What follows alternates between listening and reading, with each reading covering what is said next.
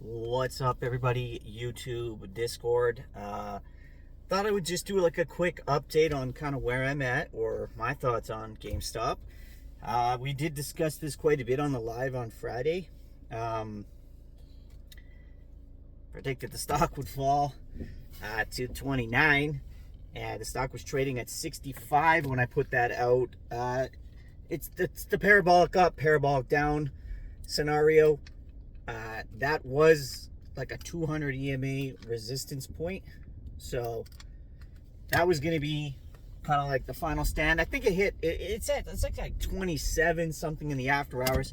Now do note, I was doing a lot of level 2 watching all evening, and I posted a bunch of stock twits too. They were putting orders through in the level 2. They were putting orders through all after hours for like 38, 52, 54, 62, 63, and not in that order. You know, you might have seen a 62, and then you saw like a 54, and then like a 63, all after hours. So at the for the first hour of after hours, there was pages of it, thousands and thousands of shares.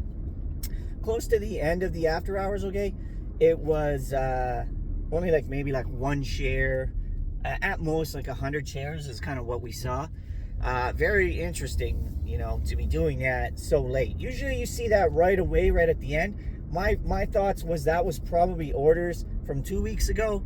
We did hit 67 in the pre-market on Friday, so I mean it could have been some parked orders from then. I just don't think that's very logical.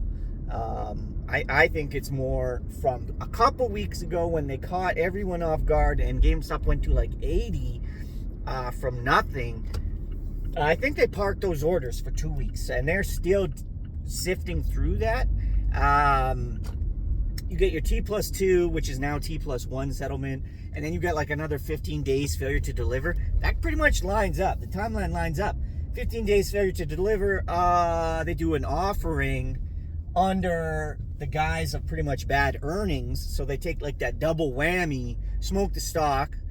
They really don't care about the shareholders, I'll tell you that right now. Ryan Cohen ain't your buddy. I've said this before. He ruined Chewy. He then went on to ruin Bed Bath & Beyond, and now he's gonna, you know, do his best to ruin GameStop, which is kind of sad. Roaring Kitty is like defending the guy when he's posting his position down $300 million.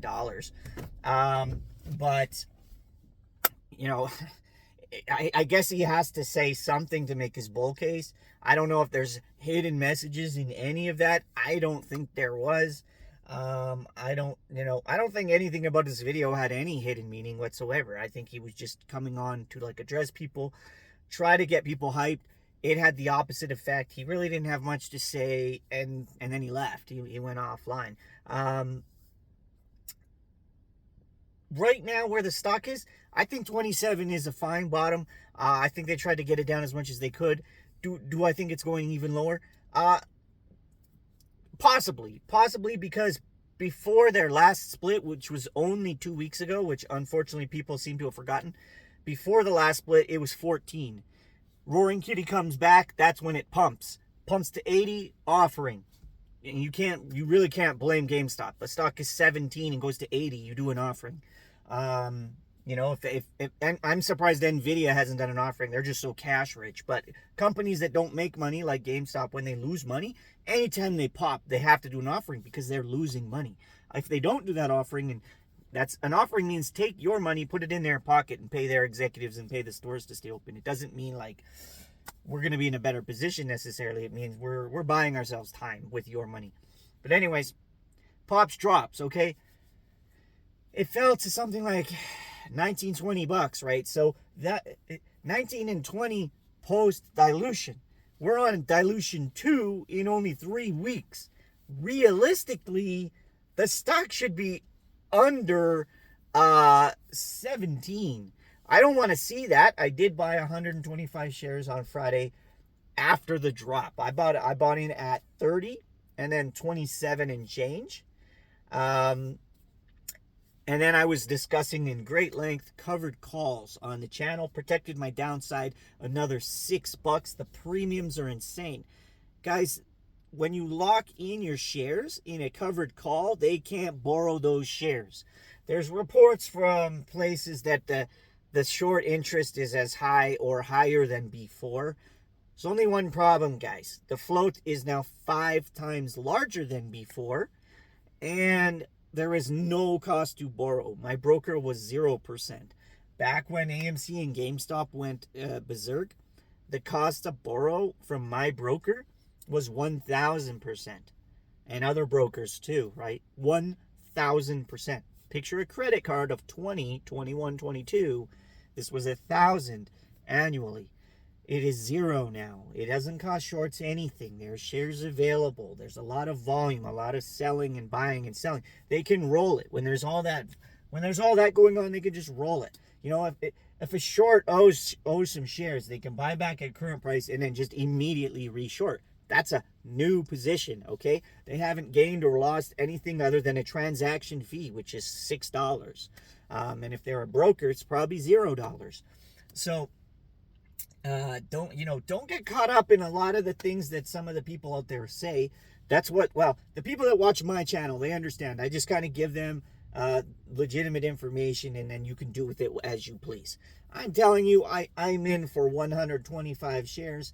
If I'm trying to unload the 25, because frankly I don't like being in anything unless I have 100 shares. I want 100 shares, and I want to be able to do covered calls on it. My covered call is set for $40. That would give me literally from 28 to 40 would give me 70% upside or whatever it may be. So I mean, I know you're all shooting for molas. You'd like to see it go from 20 to 80 or 100, or it's not going to happen because of the dilution. And that's 2 dilutions in 3 weeks. I've said it 3 times now. You have to understand. AMC pulled the same crap. You can't endlessly dilute shareholders. Institutions own a lot of GameStop. They're not going to like that. You don't like that. Look at what happened to the stock. $67 pre-market. $27 in the after hours. It speaks for itself, right? And again, that could go lower, unfortunately. $20 in my mind, even though it has done another dilution, $20 should be a psychological low, which is still bad. That's $7 down from now, from 20. That's almost another 30%. Okay, that ain't gonna be a fun party if that happens. But the company now has like over 2 years, I believe, of it depends, because their revenue is falling substantially. It fell. So they have at least about 1.5 years where they could literally sell nothing and then just kind of close the stores and figure some things out, which they probably should do. I said they should only have 2 stores open, one in LA and one in New York, and close every other store. Even Roaring Kitty agrees the legacy media portion of it, or the legacy portion, the GameStop, is dead. It's dead and gone. He agrees. So, the top guy in it agrees with me. And I said the video before he came out and did a live stream and was talking about it. So, anyways, if only I had $300 million, people might take notice. They have a lot of time if they make some drastic changes right away to become something other than GameStop. But, keep the brand, keep the ticker. It's got recognition, global recognition. You don't sell that. Coca-Cola, global recognition. They actually lose money on their Coca-Cola sales, if you can believe that. Make a lot of money on other things. So anyways, keep in mind, we are on dilution 2 of 3. Shorts, there's a lot of shorts on the play though. So but they don't pay any interest. They're paying 0. So the only way to burn them is buy pressure. Buy pressure is dwindling because people have already bought. A lot of people are they're in the high 30s. They're in the 40s. They're in the 50s now. People were chasing those Robinhood FOMOers, which I warned against. I said this is a small microcosm of a small group of traders on only one brokerage who are buying the stock all night, when other people can't buy and they can't sell. So of course the stock is going to rise. And the second the pre-market opened to most people, it started collapsing. 57, 50, right? And then the announcement, and that was the nail in the coffin, the final nail in the coffin.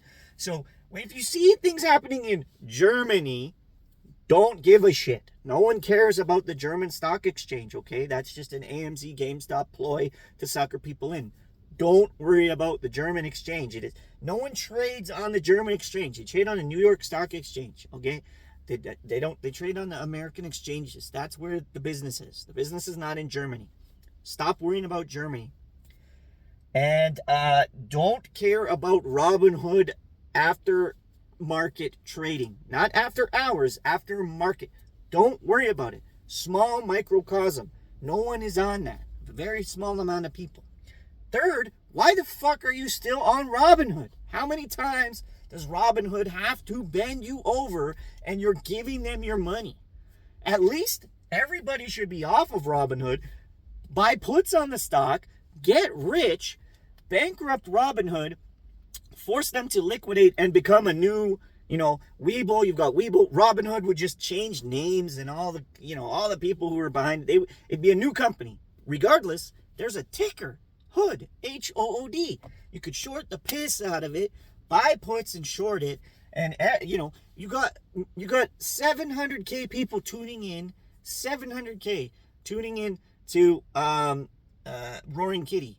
700K buying puts and shorting fucking RH. That thing would get destroyed. It would get cracked. No one likes it. Why does apes always want to bring these companies up like AMC and like GameStop, but they don't want to short the piss out of TD, who screwed people, and Robinhood, who screwed people? TD, people are already doing the work for you guys. TD is the most shorted bank in the entire world. Google it. Look it up. Hood should be the most shorted trading platform stock globally. We should take it under $1. And guess what happens under $1? Reverse split. And what happens after a reverse split? Stock drops because it's trash. So there's so much money to be made if we could band together and short the piss out of Hood. Hang on to GameStop. Story's not done. That's what I think. Holding on to the 100. Ain't going in for much more. I'm definitely not one of those indoctrinated apes who's going to YOLO his life savings into round 2 when the float is 5x. Certainly there is some volatility there. Volatility means options are enjoyable to play, good to play, a lot of money in them. NVIDIA on Monday is going to be the whole talk of everything, guys. It's all about NVIDIA on Monday. So don't expect a lot of love on GameStop on Monday. It's going to be all about NVIDIA post-split. 10-for-1 split. That's it. I'll be live again next week at some point, I'm sure, and in the Discord. Obviously, my link is in the description and is pinned in the comments. Join the Discord. We had a few people join on Friday and on the weekend.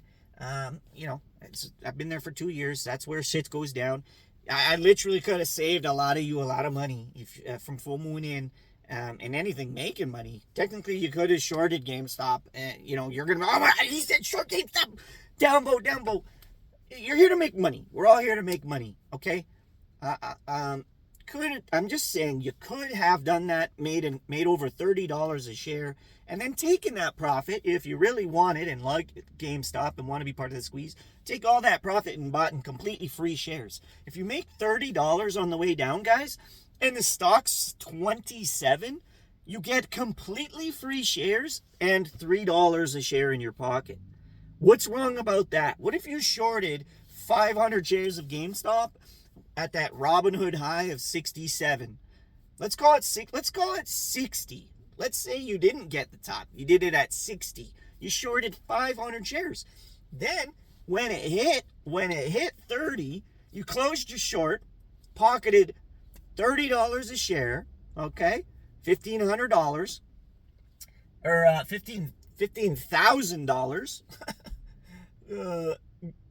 And then you just bought GameStop and then flipped the script on the short sellers, right? Now you're holding these shares that cost you nothing but a couple hours of your time because you had to wait for it to fall. So you got 500 free shares of GameStop because you decided to play both sides and not only a squeeze mentality. Guys, you guys got to level up over there in the GameStop community.